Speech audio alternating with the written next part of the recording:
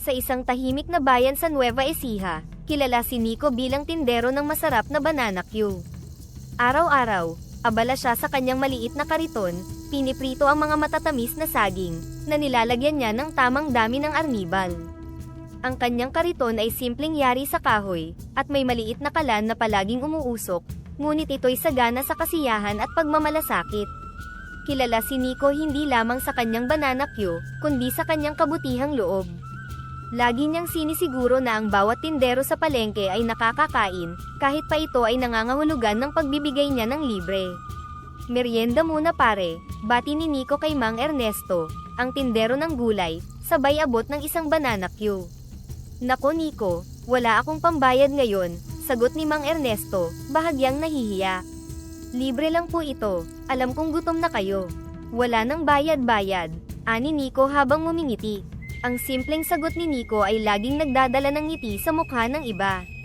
Kahit na siya mismo ay mahirap, naniniwala siyang mas mahalaga ang pagtulong, kaysa sa pagkakalkula ng tubo. Nico, lagi kang nagbibigay ng libre, sabi ni Aling Nita, isang tindera ng isda, na nakikinig sa usapan nila ni Mang Ernesto. Paano ka aasenso niyan?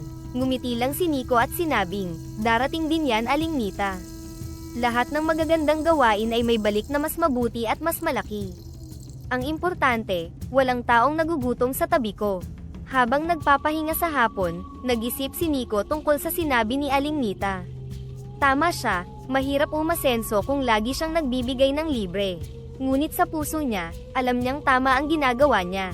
Hindi kayang tiisin ni Nico ang makita ang iba na nahihirapan, lalo na't alam niyang pare-pareho lang silang nagkukumahog para mabuhay. Isang araw, habang nagtitinda, naubusan siya ng mga steak para sa banana Q. Napagpasyahan niyang pumunta sa kagubatan, upang maghanap ng kawayan, na siyang gagawin niyang mga steak. Ang kagubatan ay matagal na niyang pinupuntahan, ngunit sa araw na iyon, tila kakaiba ang paligid, mas tahimik, mas malamig. Habang nilalakad ang makikitid na daanan, napansin ni Nico ang isang bagay na puti na nakahandusay sa lupa. Lumapit siya at laking gulat niya nang makita ang isang kalapati, sugatan at naghihingalo. Kaawa-awa naman, bulong niya habang maingat na dinadampot ang kalapati. Ang malamlam nitong mata at bahagyang nanginginig na katawan ay nagpukaw ng awa sa kanya. Huwag kang mag-alala, aalagaan kita, sabi ni Nico, tila ba nakikipag-usap sa ibon. Habang buhat-buhat ang kalapati, naramdaman ni Nico ang kakaibang lambot ng balahibo nito. Sa kabila ng mga sugat, ang puti nitong balahibo ay tila may liwanag na kumikislap sa ilalim ng dapit hapon. Napatingin siya at napatanong sa sarili, bakit ganito ang balahibo niya? Parang kakaiba. Habang pauwi, iniisip ni Nico ang tungkol sa kalapati. Mahina na ang kalapati, baka hindi na tumagal ito. Pero kailangan kong subukan. Kung ako ang nasa kalagayan niya, gugustuhin ko rin na may tumulong sa akin. Pagdating niya sa bahay, agad niyang nilinis ang mga sugat ng kalapati gamit ang malinis na tubig at bulak. Habang ginagawa ito, kinausap niya ang kalapati na tila ba naiintindihan siya nito. Huwag kang mag-alala, gagawin ko ang lahat para gumaling ka, sabi niya habang dahan-daang hinahaplos ang balahibo nito. Habang tinitingnan niya ang kalapati, napansin niyang may kakaibang ningning sa mata nito, na para bang nagpapahiwatig ng pasasalamat.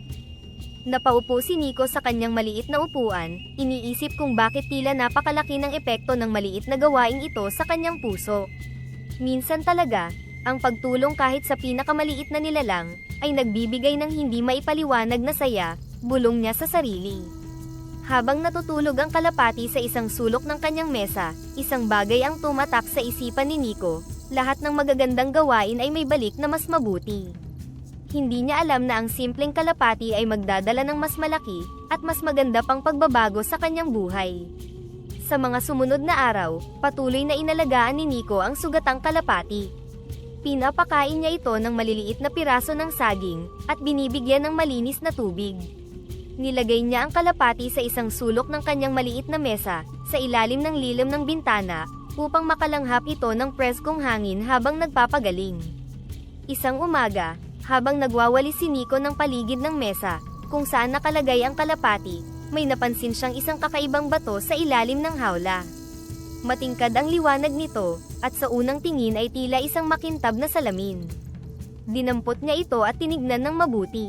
Bakit may ganito dito? Tanong niya sa kanyang sarili, iniikot-ikot ang bato sa kanyang mga kamay.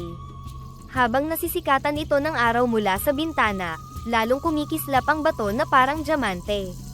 Diamante ba ito? Ngunit, saan kaya ito galing? Tinitigan niya ang kalapati, na tahimik lamang na nakatingin sa kanya. Hindi naman siguro ito galing sa iyo, sabi niya, habang nagtataka pa rin kung paano napunta ang bato sa ilalim ng hawla. Isang umaga, dinala ni Nico ang hawla sa labas ng kanyang kubo, para makalanghap ng sariwang hangin ang kalapati. Umupo siya sa harap ng kanyang maliit na mesa, upang kumain ng almusal. May pandesal at kape sa harapan niya habang tinatanaw ang ibon sa loob ng hawla. Tahimik ang paligid, ang tanging maririnig ay ang tunog ng mga ibon sa di kalayuan. Habang tahimik siyang kumakain, napansin niya ang isang balahibo na nalaglag mula sa kalapati. Ang balahibo ay unti-unting bumagsak mula sa katawan ng ibon at tumama sa ilalim ng hawla. Sa unang tingin, ito'y tila ordinaryong balahibo lamang. Ngunit nang masinagan ito ng araw, bigla itong kumislap at nagbago ng anyo, naging isang kumikinang na bato, isang napakagandang diamante. Pambihira, bulalas ni Nico, halos mabilaukan sa iniinom na kape.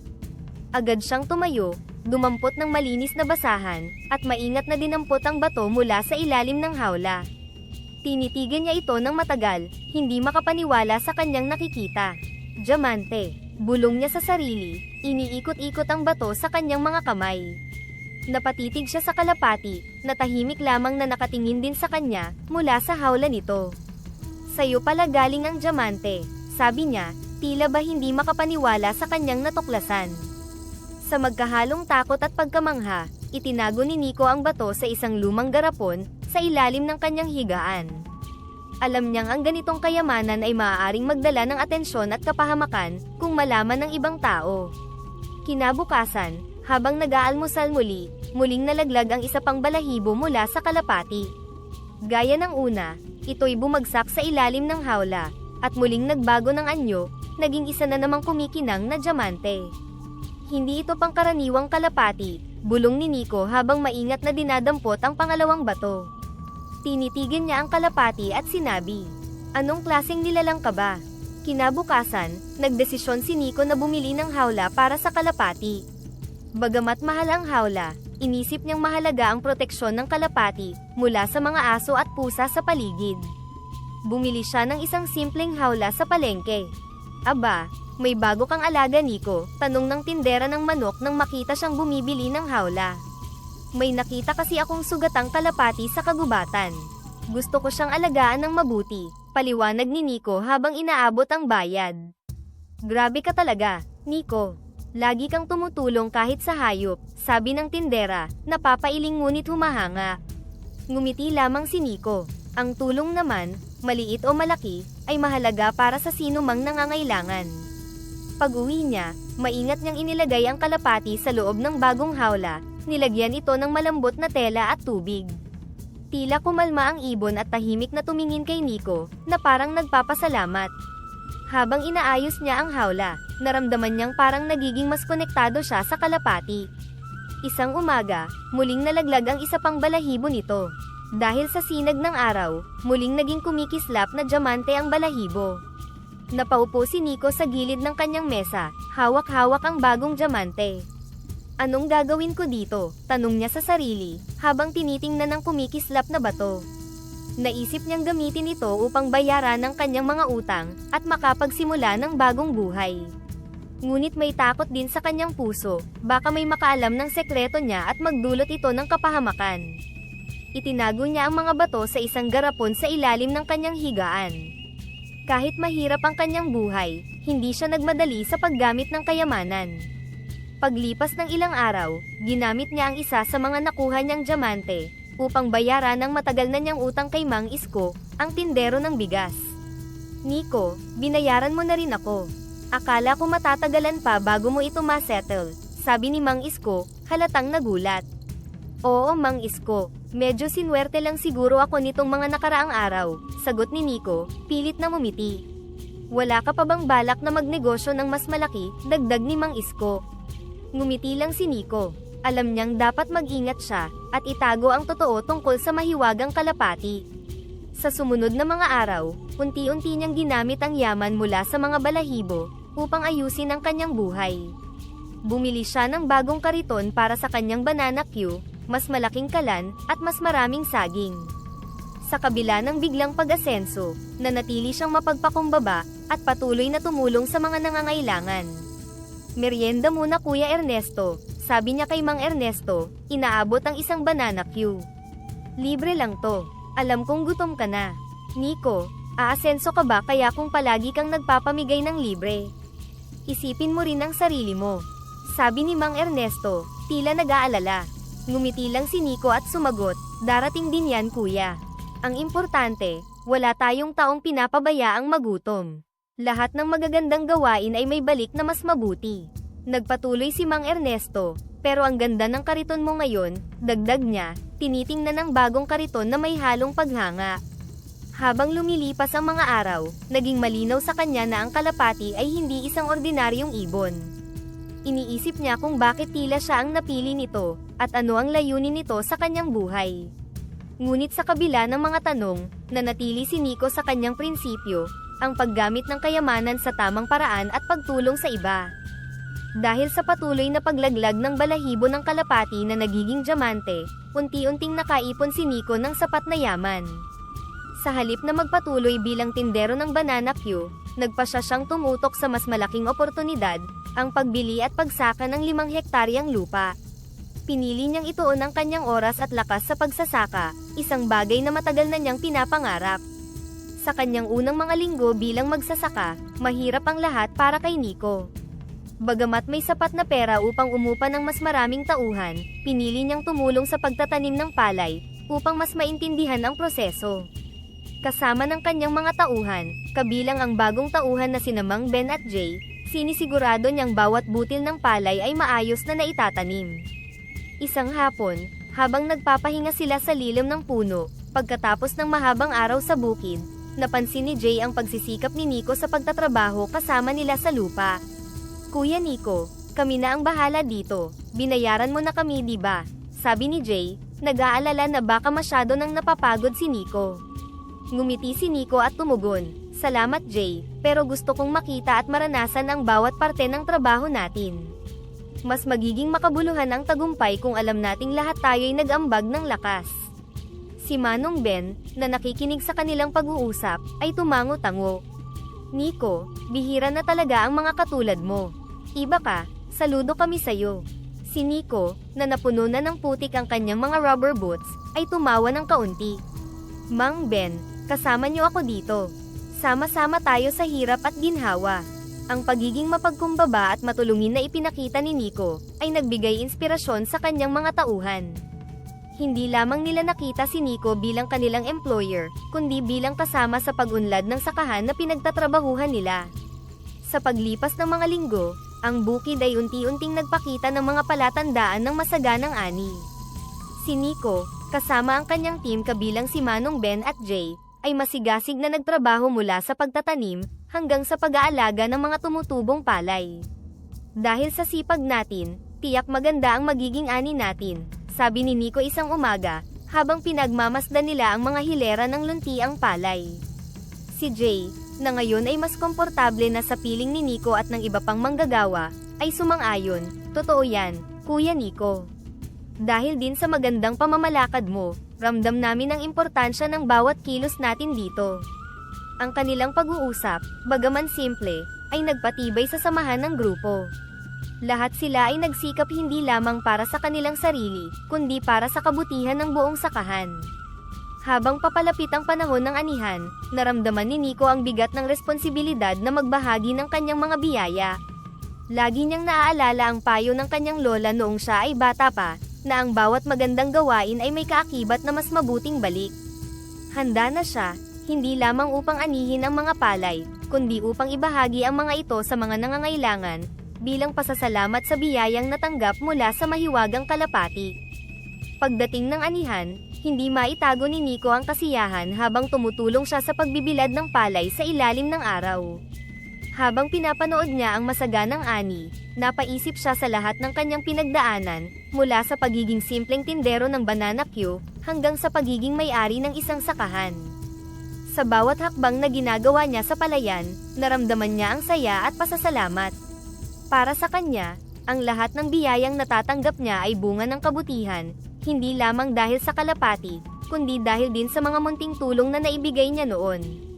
Kinabukasan, matapos ang anihan, nagpatawag si Nico ng mga tao sa kanilang lugar upang mamahagi ng bigas. Isa-isa niyang binigyan ang kanyang mga kapitbahay, kahit ang mga hindi niya gaanong kilala. Ang mga tao ay tuwang-tuwa, hindi sila makapaniwala na ang dating tindero ng banana queue, ngayon ay nagbibigay ng bigas ng libre. Nico, maraming salamat, sabi ni Aling Rosa, isang matandang babae na hirap ng maghanap buhay. Ang tagal ko nang di nakakain ng sapat na bigas. Ang laking tulong nito. Walang anuman po, sagot ni Nico. Ang dami naming inani, at gusto kong ibahagi ito. Lahat tayo dito ay dumaan sa hirap. Kung may sobra po ako, bakit hindi ko ito ipamahagi? Napaluha si Aling Rosa at niyakap ang supot ng bigas. Ang bait mo, Nico. Kaya ka talaga pinagpapala. Naalala rin ni Nico ang kanyang mga dating kasama sa palengke, noong nagtitinda pa siya ng banana queue. Pinuntahan niya sila isa-isa at namahagi rin ng bigas. Nico, bungad ni Mang Ernesto, ang matagal na niyang kaibigan. Asenso ka na talaga ah. Pero hindi ka pa rin nagbabago. Napakabuti mo pa rin. Hindi naman porket umasenso ka na, kakalimutan mo na ang pinanggalingan mo, sagot ni Nico habang inaabot ang supot ng bigas. Alam ko kung gaano kahirap ang buhay noon, kaya ang konting tulong ay malaking bagay. Tumango si Mang Ernesto, halatang humahanga. Kaya ka talaga pinagpapala, Nico. Hindi lang dahil sa sipag mo, kundi dahil sa puso mo para sa iba. Ngunit hindi lahat ay natuwa sa biglang pag-asenso ni Nico. Sa bayan, naging usap-usapan kung paano siya yumaman ng mabilis. May ilan na natuwa at sumuporta sa kanya, ngunit may mga tao rin na nagsimulang magduda. Isang araw, sa isang store ng mga agricultural hardware, narinig ni Mr. Carpio, isang sakim na negosyante, ang mga tao na pinag-uusapan si Nico.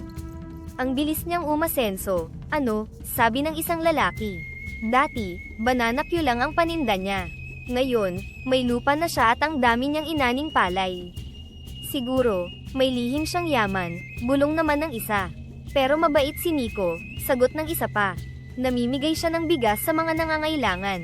Napakamapagbigay niya. Napakunot ang noo ni Mr. Carpio. Paano nagkaroon ng ganyang yaman si Nico? Dapat malaman ko ang sekreto niya, naisip niya. Mula noon, nagsimula siyang magmanman kay Nico. Pinakilos niya ang ilan sa kanyang mga tauhan, upang alamin kung saan nanggagaling ang yaman ng dating tindero ng banana queue.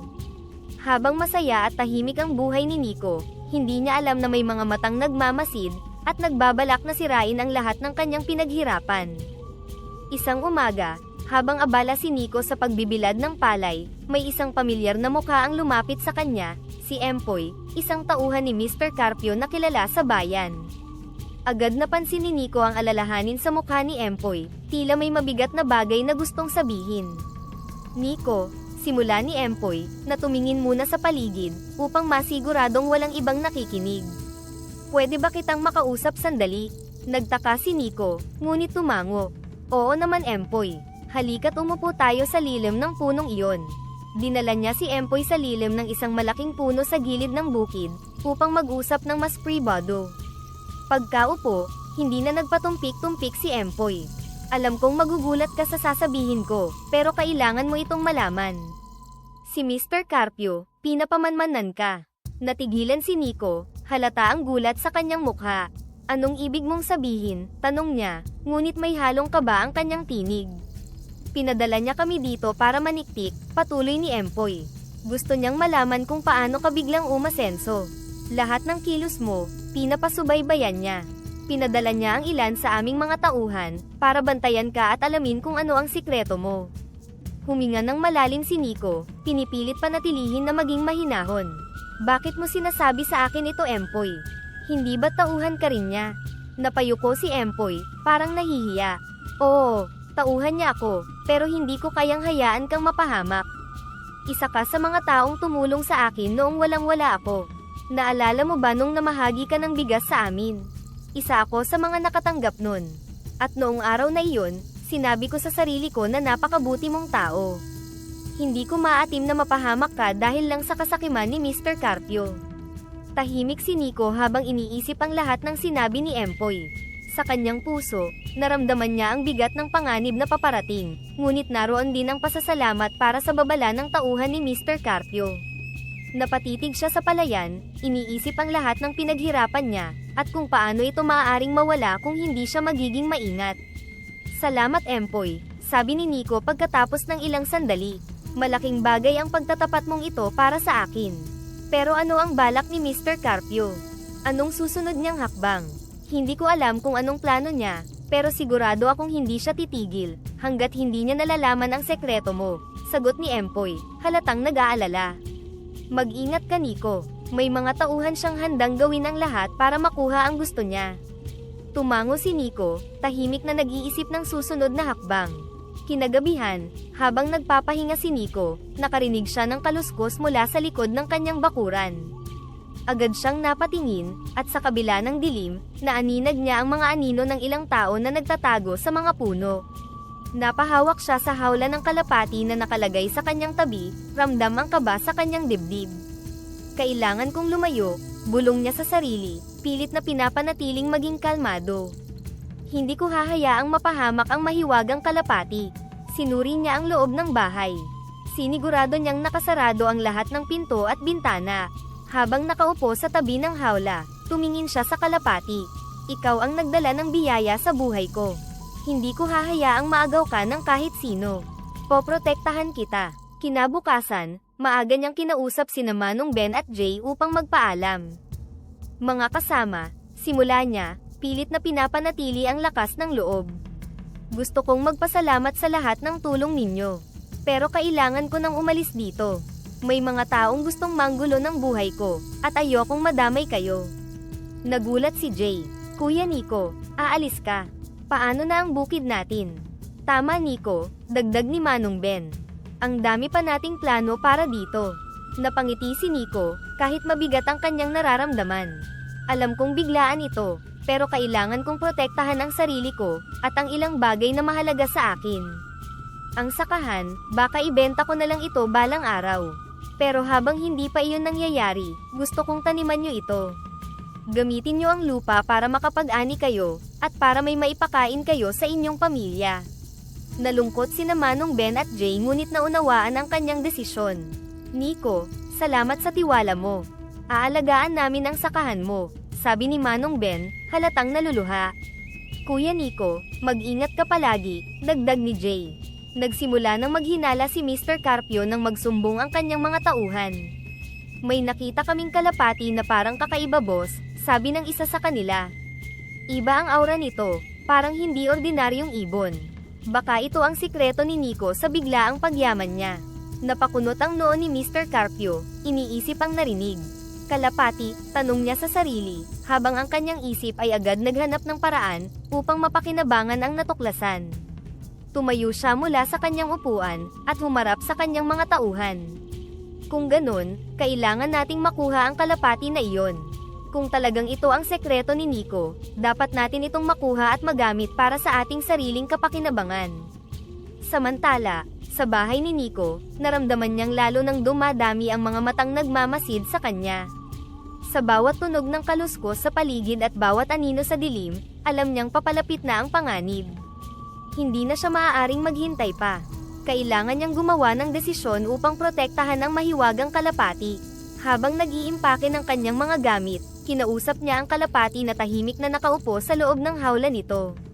Kailangan nating umalis dito, sabi ni Nico, habang maingat na naglalagay ng damit sa kanyang bag. May mga taong gustong malaman ang sikreto mo. Hindi ko hahayaang mapunta ka sa kamay ng mga sakim. Tumingin siya sa kalapati, at sa mga mata nito, tila ba may pag-unawa. Ramdam ni Nico ang koneksyon nila, isang di maipaliwanag na ugnayan, na parang sinasabi ng ibon na naiintindihan nito ang sitwasyon. Alam kong mahirap iwan ang lahat dito, dagdag ni Nico, tumigil sa pag-iimpake upang haplusin ang kalapati. Pero mas mahalaga na mailayo kita sa kapahamakan. Poprotektahan kita, kahit anong mangyari. Kinabukasan, Maagang umalis si Nico, bitbit ang kanyang hawla at ilang bag na puno ng mahalagang gamit. Ang kanyang destinasyon, ang probinsya ng Cagayan, kung saan nakatira ang kanyang lola, si Lola Bising. Ang lugar na iyon ay tahimik at malayo sa gulo, perpektong lugar upang magtago mula sa mga mata ng mga sakim tulad ni Mr. Carpio. Habang nasa biyahe, pinagmasdan ni Nico ang hawla ng kalapati na nakalagay sa tabi niya. "Pasensya ka na," bulong niya. "Hindi ito ang buhay na dapat para sa'yo, ang magtago ng magtago. Pero kailangan nating magtiis para sa kaligtasan mo." Habang lumilipas ang oras, napaisip si Nico kung paano siya haharap sa bagong buhay na ito. Ang lahat ng kanyang pinaghirapan sa Nueva Ecija ay iniwan niya para sa kalapati. Ngunit sa kabila ng sakripisyo, nanatili siyang panatag. "Ang mahalaga, ligtas kami." Pagdating sa Cagayan, mainit siyang tinanggap ng kanyang lola, si Lola Bising, na matagal na niyang hindi nakikita. "Nico, mabuti naman at nakauwi ka dito," sabi ng matanda habang yakap-yakap ang kanyang apo. "Hindi ko inaasahang pupunta ka rito. Ano ang dahilan ng biglaan mong pagdating?" Ngumiti si Nico, pilit na itinatago ang alalahanin. "Gusto ko lang po ng tahimik na lugar, Lola. Gusto ko rin po kayong makasama." Tinanggap naman ni Lola Bising ang paliwanag niya, kahit alam niyang may mas malalim na dahilan ang biglaang pagdating ni Nico. "Basta't nandito ka apo, ligtas ka." Sa unang gabi ni Lito sa Cagayan, nakahanap siya ng katahimikan sa piling ng kanyang lola, si Lola Bising. Habang sila'y nag-uusap sa sala, naisip niyang hindi niya kayang itago ang tungkol sa mahiwagang kalapati. Kailangan niyang ibahagi ito sa tao na pinagkakatiwalaan niya higit sa lahat. "Lola," simula ni Lito, habang nakatitig sa hawla ng kalapati na nasa tabi nila, "may sasabihin po ako sa inyo. Medyo mahirap ipaliwanag, pero mahalaga po ito." Tumingin si Lola Bising sa kanyang apo, ang mga mata nito'y puno ng pag-aalala ngunit may halong pagtanggap. "Ano iyon, apo? Mukhang mabigat ang nasa isip mo." "Lola," patuloy ni Lito, "mayroon po akong alagang kalapati na hindi ordinaryo.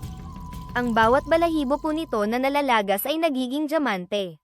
Pigil ang kanyang hininga habang sinasabi ito, iniisip kung paano ito tatanggapin ng kanyang lola. Nagulat si Lola Bising, ngunit nanatili siyang kalmado. "Diamante, apo, totoo ba ang sinasabi mo?" "Opo Lola," sagot ni Lito, marahan siyang tumango. "Sa Nueva Ecija po, ginamit ko ang yaman mula sa kalapati hindi lang para mapabuti ang buhay ko, kundi para makatulong din sa mga taong nasa paligid ko. Nagpamigay po ako ng bigas, tumulong sa mga kaibigan, at binigyan ng kabuhayan ng iba." Nag-isip si Lola Bising, at pagkatapos ng ilang sandali, ngumiti ito ng malumanay. "Lito, naaalala mo ba noong bata ka pa, palagi kong sinasabi sa'yo, na ang lahat ng magagandang gawain ay may balik na mas malaki at mas mabuti?" "Opo Lola, tumatak po iyon sa akin," sagot ni Lito, ngumiti rin. "Kaya po ngayon, gusto kong ipagpatuloy iyon dito.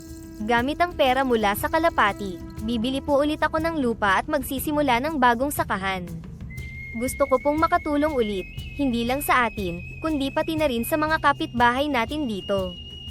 Sa sumunod na buwan, gamit ang kanyang naipong pera mula sa mahiwagang kalapati, nakabili si Nico ng 6 na ektaryang lupa malapit sa bahay ni Lola Bising. Alam niyang hindi niya ito kakayanin na taniman ng mag-isa, kaya kumuha siya ng mga katuwang sa pagsasaka, si Mang Eddie, isang veteranong magsasaka, at si Pablo, isang binata na gustong matuto ng tungkol sa pagtatanim. Sa unang araw nila sa bukid, abala si Nico sa pag-aayos ng mga punla, habang sina Mang Eddie at Pablo ay naguhukay at naghahanda ng lupa. "Kuya Nico," sabi ni Pablo habang pinupunasan ang pawis sa noo, "salamat sa pagkakataong binigay mo.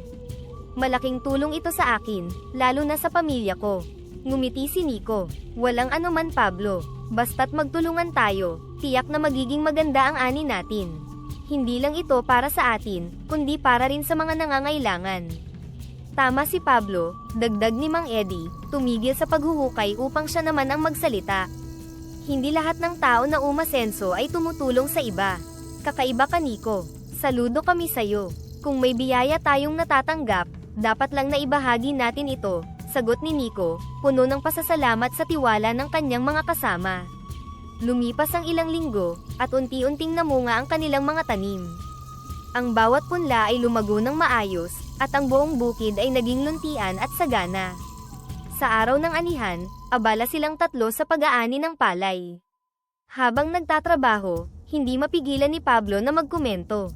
Ang dami ng ani natin, Kuya Nico, sabi niya, halata ang saya sa kanyang tinig. Sulit ang lahat ng hirap natin. Oo nga, dagdag ni Mang Eddie, nakangiti habang naglalagay ng palay sa sako. Ang ganda ng ani natin dahil nagtulungan tayo. Ang sarap ng pakiramdam. Napatitig si Nico sa kanilang inaning bigas. Alam nyo, tulad ng dating ginagawa ko sa Nueva Ecija, hindi lang ito para sa sarili natin.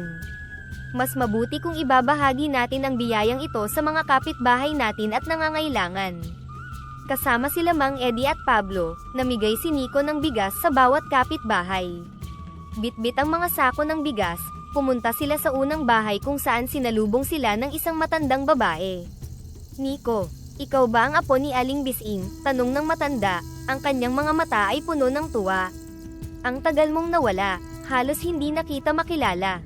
Ngumiti si Nico at yumuko ng bahagya bilang respeto. Opo, ako po iyon.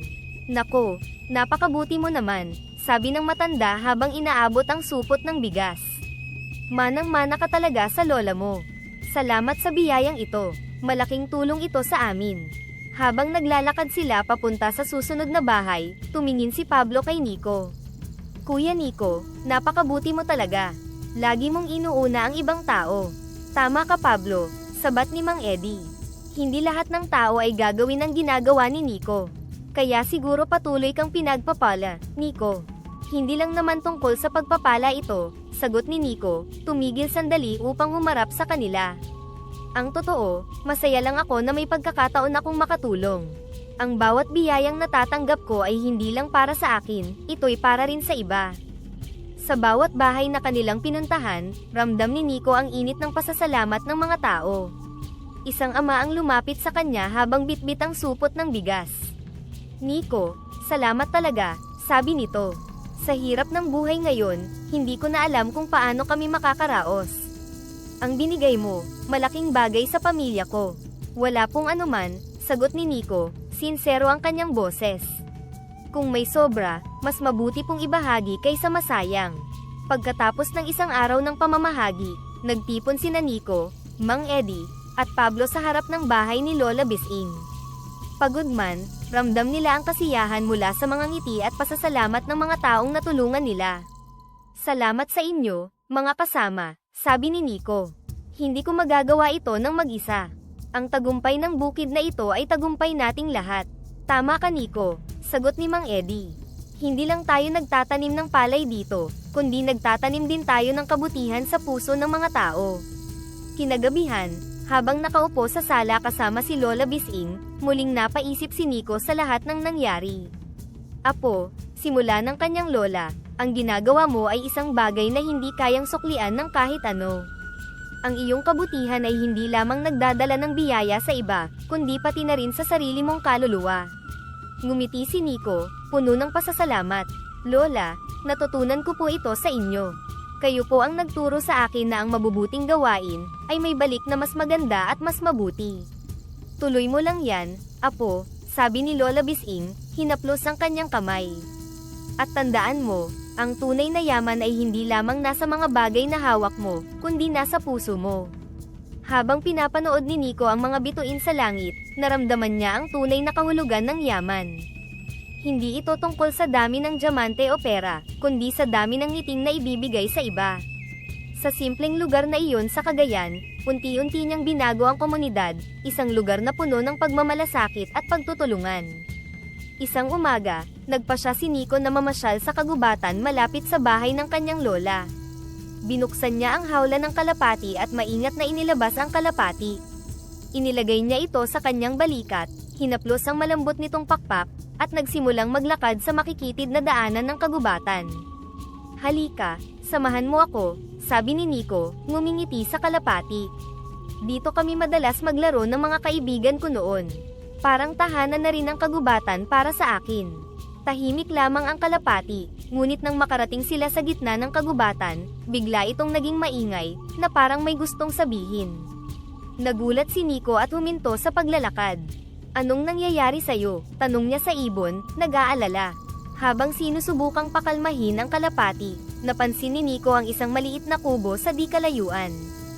Sa harap ng kubo ay nakatayo ang isang matandang lalaki na nakatingin sa kanila. Lumapit siya sa matanda. Magandang araw po, bati ni Nico, bitbit ang kalapati na patuloy pa ring nag-iingay. Tinitigan ng matanda ang kalapati, at sa isang iglap, tila naintindihan nito ang tunog na nililikha ng ibon. Tumango ito, na parang kinakausap ang kalapati sa kanyang isipan. Ang ibon na kasama mo, simula ng ermitanyo, ay may nais sabihin.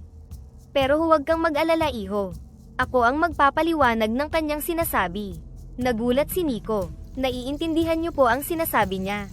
Paano po iyon? Ngumiti ang ermitanyo. Sa tagal ng panahon ko rito sa kagubatan, natutunan kong unawain ang wika ng mga hayop. Ang kalapati mo ay hindi ordinaryong ibon, at mahalaga ang kanyang kwento. Tumahimik ang kalapati, ngunit patuloy itong tumingin sa matanda, tila nagkukwento gamit ang kakaibang wika. Makalipas ang ilang sandali, humarap ang matanda kay Nico. Sinabi niya sa akin ang kanyang kwento, simula ng ermitanyo. Ang ibon na ito ay isang prinsesa ng mga diwata. Siya ay isinumpa bilang parusa sa isang pagkakamali sa kanilang kaharian. Dahil sa kanyang mapusok na desisyon, napahamak ang isang bahagi ng kanilang lupain, at bilang parusa, isinumpa siyang maging isang kalapati. Natigilan si Nico, prinsesa ng mga diwata. Isinumpa siya. Bakit po? Sinabi niya na ang kanyang sumpa ay hindi mababasag hanggat ang mga tao sa kanyang paligid ay hindi nagpapakita ng tunay na kabutihan at kawalan ng kasakiman, paliwanag ng ermitanyo. Matagal na siyang naghahanap ng taong makakatulong sa kanya, ngunit hindi lahat ay may pusong tulad ng sa iyo. Tumingin ang matanda kay Nico, ang mga mata nito'y puno ng kahulugan. Iho, ang pagkakita mo sa kanya ay hindi aksidente. Isa itong tadhana, dahil sa iyong kabutihan, at dahil sa iyong pagtulong sa kapwa, unti-unting maaalis ang sumpa ng prinsesa. Nagulat si Nico. Ako po, pero hindi ko alam na may ganito palang kwento ang kalapati. Ginawa ko lang po ang alam kong tama. Hindi mo kailangang magbago, sagot ng ermitanyo. Ang iyong pagiging mapagbigay, ang iyong kabutihan sa iyong puso, iyan ang magpapalaya sa kanya. Ang ginagawa mong kabutihan ay hindi lamang para sa mga tao, kundi para rin sa kaluluwa ng prinsesa. Tumingin si Nico sa kalapati, ramdam ang bigat ng responsibilidad ngunit puno rin ng determinasyon. Kung ganun, ipagpapatuloy ko po ang ginagawa ko. Hindi ko man alam na ganito pala kahalaga ang mga ginagawa ko, ngunit gagawin ko pa rin ang tama. Ngumiti ang matanda, tila masaya sa sagot ni Nico. Tandaan mo iho, ang tunay na kabutihan ay hindi naghihintay ng kapalit. Patuloy ka lang sa paggawa ng mabuti, at darating ang araw na makakawala na siya sa sumpa. Habang pabalik si Nico sa bahay, kasama ang kalapati sa kanyang balikat, naisip niya ang lahat ng sinabi ng ermitanyo. Ang bawat pagtulong na ginagawa niya, ay hindi lamang pala isang simpleng gawa ng kabaitan, ito'y bahagi ng isang mas malaking layunin. Sa ilalim ng lilim ng kagubatan, isang pangako ang nabuo sa kanyang puso, patuloy akong gagawa ng mabuti, hindi lamang para sa mga tao, kundi para rin sa prinsesa na umaasa sa akin. Sa paglipas ng panahon, gamit ang mga naipong diamante mula sa mahiwagang kalapati, napalawak ni Nico ang kanyang bukid mula 6 na hektarya, naging 20 hektarya na ito. Ang dating simpleng taniman ay naging malawak na palayan at taniman ng iba't ibang pananim. Sa kabila ng kanyang yaman, nanatiling mapagkumbaba si Nico. Patuloy siyang namimigay ng ani sa kanyang mga kapitbahay, lalo na sa mga nangangailangan. Isang umaga, lumapit si Nico kay Mang Densyo, isa sa kanyang mga kapitbahay. Hila-hila niya ang isang kalabaw na handa nang gamitin sa pagsasaka. Mang Densyo, tanggapin niyo po itong kalabaw, sabi ni Nico. Alam kong mahirap ang panahon ngayon. Sana makatulong ito sa inyong pagsasaka. Tinitigan ni Mang Densyo ang kalabaw, ang kanyang mukha'y sumilay ng napakalawak na ngiti. Nico, binibigyan mo ako ng kalabaw. Napakalaking tulong nito. Pero, bakit mo ginagawa ito? Ang dami mo ng tulong sa akin. Ngumiti si Nico. Mang Densyo, kung may sobra naman po, mas mabuti kung maibabahagi natin. Ang yaman ay hindi lang para sa sarili, kundi para rin sa lahat. Tumulo ang luha ni Mang Densyo. Napakabuti mo, Nico. Salamat sa'yo. Napakalaking tulong nito sa aking sakahan. Ang hirap ng buhay ngayon, pero ikaw, hindi mo kami nakakalimutan. Ang kabutihan ni Nico ay nagbigay inspirasyon sa buong komunidad. Unti-unti, ang mga tao ay nagkakaisa sa pagtutulungan. Ang mga kapitbahay ay nagtutulungan sa pagtatanim, pag-aani, at pagpapagawa ng mga kagamitan sa sakahan. Ang kanilang baryo, na dati tahimik at lugmok sa kahirapan, ay nagsimulang umunlad. Isang gabi, nagtipon ang mga kapitbahay ni Nico sa kanyang bahay upang magpasalamat. Si Mang Temyong, isa sa mga naunang natulungan ni Nico, ang nagsalita. Nico, dahil sa'yo, nagkaroon kami ng pag-asa. Ang barangay natin, ay unti-unting umaangat. Salamat sa inspirasyon mo. Ngumiti si Nico, puno ng pasasalamat.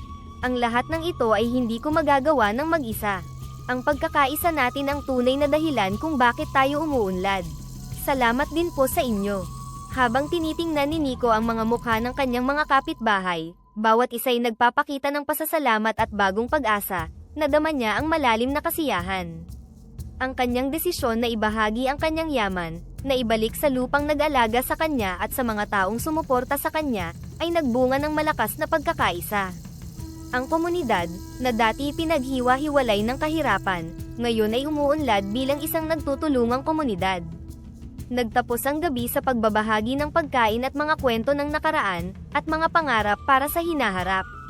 Napagtanto ni Nico na ang tunay na yaman ay hindi nasa mga diamanteng kanyang naipon, kundi nasa mga ugnayang kanyang pinalakas, at sa komunidad na kanyang tinulungang itayo. Ang pagkaunawang ito ay nagpalalim ng kanyang pangako, na ipagpatuloy ang kanyang mga gawaing kabutihan, pinapatibay ang pundasyon ng isang komunidad na nagkakaisa sa layunin, at magkakatuwang na suporta. Sa tulong ng isang bus driver, natunton ni Mr. Carpio ang lokasyon ni Nico sa Cagayan. Kasama ang kanyang mga tauhan, dumating siya sa maliit na baryo, kung saan nakatira si Nico at ang kanyang lola Bising. Buong tiwala siyang makukuha ang mahiwagang kalapati at ang yaman nito. Isang tahimik na gabi, habang nagpapahinga si Nico at si Lola Bising, biglang narinig nila ang mga yabag mula sa labas. Napabalikwas si Nico at agad na tumayo. Sa labas ng kanilang bahay, nakita niya si Mr. Carpio at ang kanyang mga tauhan, at mukhang determinadong pasukin ang kanilang tahanan. Nico, sigaw ni Mr. Carpio mula sa labas. Hindi ka na makakatakas. Ibigay mo na ang kalapati kung ayaw mong masaktan. Agad na kinuha ni Nico ang hawla ng kalapati at marahan na binuksan ito. Hawak-hawak niya ang ibon, mahigpit ngunit maingat. Lola, huwag kayong mag-alala. Hindi nila ito makukuha. Pumasok si Mr. Carpio at ang kanyang mga tauhan, pilit na sinira ang pintuan. Sa gitna ng kaguluhan, si Nico, kasama ang hawak na kalapati, ay tumakbo palabas ng bahay. Habang hinahabol siya ng mga tauhan ni Mr. Carpio, hindi niya binitawan ang kalapati, pinoprotektahan ito sa kanyang mga kamay. Nang makarating sa isang malawak na taniman sa labas ng baryo, huminto si Nico, hinihingal ngunit determinado. Pinanood niya ang mga tauhan ni Mr. Carpio na papalapit, ang kanilang mga flashlight ay sumisinag sa kanyang direksyon. Sa puntong iyon, napagtanto niyang may isang paraan lamang upang mailigtas ang kalapati. Kalapati, bulong niya, habang inilalapit ang ibon sa kanyang mukha. Patawarin mo ako, pero hindi kita kayang ilagay sa kapahamakan. Ang mahalaga ay ang kaligtasan mo. Dahan-dahan niyang inangat ang kalapati, at sa isang marahang galaw, pinakawalan ito. Pinanood niya itong lumipad, palayo sa panganib at papunta sa kalayaan. Habang lumilipad ang kalapati, sumigaw si Mr. Carpio mula sa di kalayuan, anong ginawa mo? Hindi mo ito dapat pinakawalan.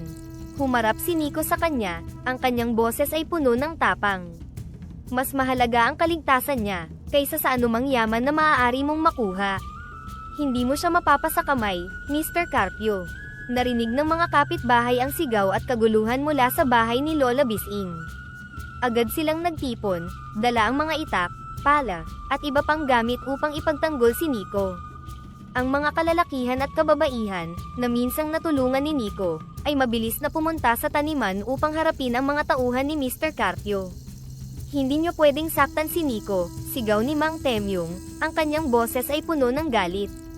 Ang taong laging tumutulong sa amin ay hindi niyo maaaring apihin. Napaatras si Mr. Carpio at ang kanyang mga tauhan sa harap ng nagkakaisang grupo ng mga tao. Sa kanilang dami at determinasyon, ramdam ni Mr. Carpio na wala silang laban.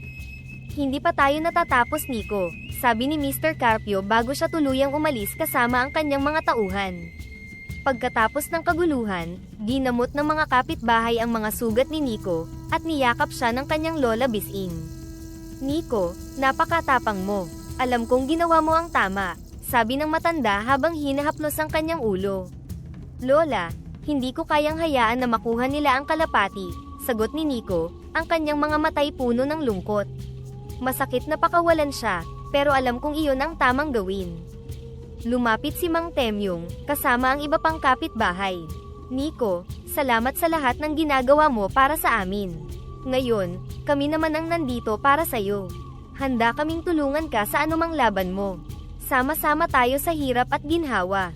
Habang pinapanood ni Nico ang kanyang mga kapitbahay na nagtitipon sa paligid niya, napagtanto niya ang tunay na kahulugan ng yaman.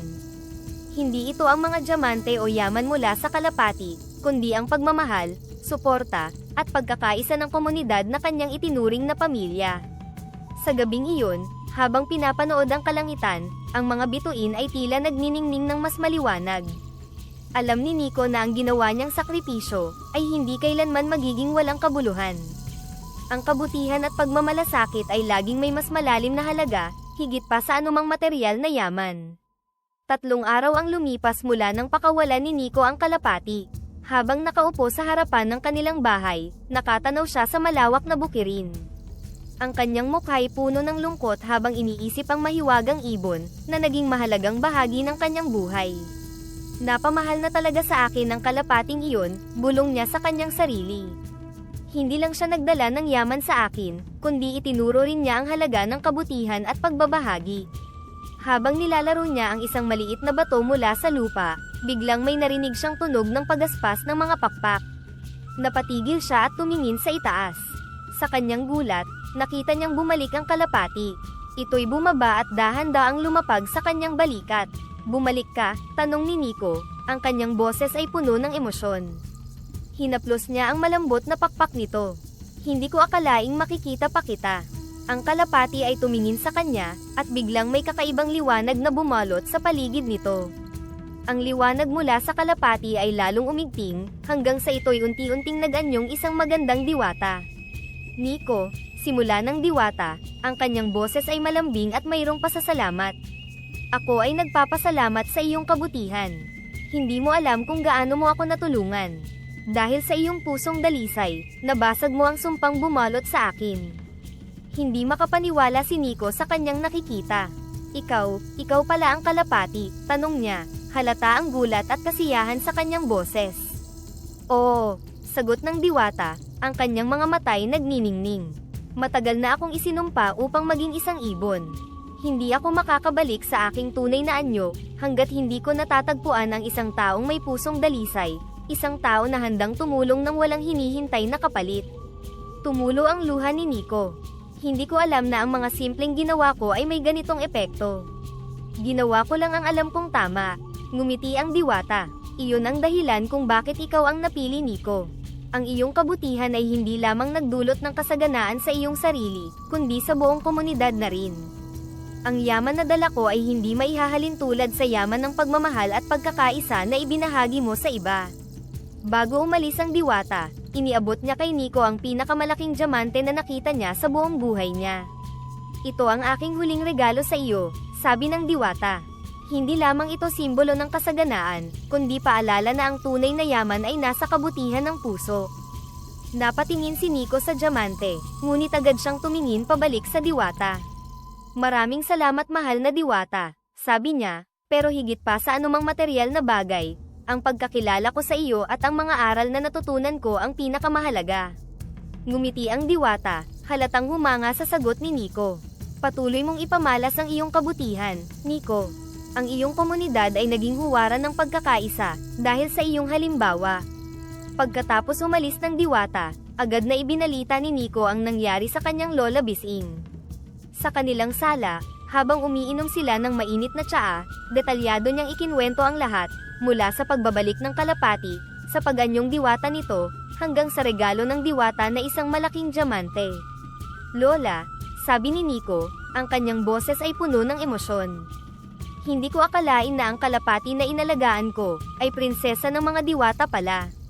Ang mga diamante, ang biyayang natanggap ko, lahat iyon ay bunga ng kabutihan na itinuro nyo sa akin. Ngumiti si Lola Bising, ang kanyang mga matay mayroong pagmamalaki. Apo, lagi kong sinasabi sa'yo na ang bawat mabuting gawa ay may balik na mas malaki. Hindi ko inasahan na ganito kalaki ang magiging bunga ng iyong kabutihan. Simula noon, ipinagpatuloy ni Nico ang mabuting gawain na kanyang sinimulan, gamit ang mga naipong diamante mula sa kalapati. Ginamit niya ito upang mapabuti ang kalagayan ng kanilang komunidad. Nagbigay siya ng mga kalabaw at kagamitan sa mga magsasaka, nagtayo ng mga pasilidad tulad ng irigasyon para sa palayan, at tumulong sa mga pamilyang nangangailangan. Kuya Nico, maraming salamat sa kalabaw na ibinigay mo, sabi ni Maki, isa sa mga kabataang magsasaka. Malaking tulong ito sa pamilya namin. Hindi mo kailangang magpasalamat, Maki, sagot ni Nico. Ang mahalaga ay magamit ninyo ito para mapaunlad ang inyong sakahan, at makapagsimula ng mas maayos na buhay.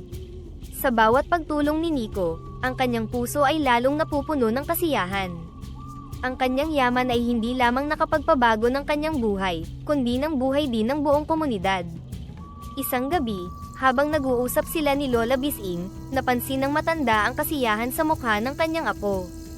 Apo, mukhang napakasaya mo ngayon, nakikita ko ito sa iyong mukha, puna ni Lola Bising. Ngumiti si Nico. Opo Lola, natutunan ko na ang tunay na kasaganaan ay hindi lamang sa yaman, kundi sa pagmamahal at pagtutulungan. Ang bawat ngiti at pasasalamat ng mga tao ay higit pa sa anumang material na bagay. Napakabuti mo apo, sagot ni Lola Bising.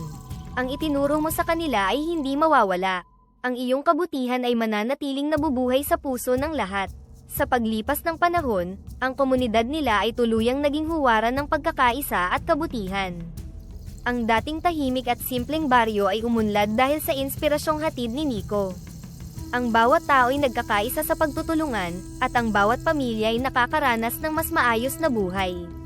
Isang gabi, habang nakatayo si Nico sa labas ng kanilang bahay, tiningnan niya ang mga bituin sa langit. Salamat, bulong niya, hindi lamang para sa diwata, kundi para sa pagkakataong maging bahagi ng pagbabagong ito. Ang hangin ng gabi ay tila nagdala ng sagot, isang tahimik ngunit malinaw na mensahe ng pagpapala. Sa kanyang puso, alam niyang ang tunay na yaman ay hindi nasusukat sa mga bagay na nahahawakan, kundi sa pagmamahal at kabutihan na naibabahagi sa iba. At dito nagtatapos ang kwento ni Nico, isang huwaran ng kabutihan at inspirasyon para sa kanyang kapwa.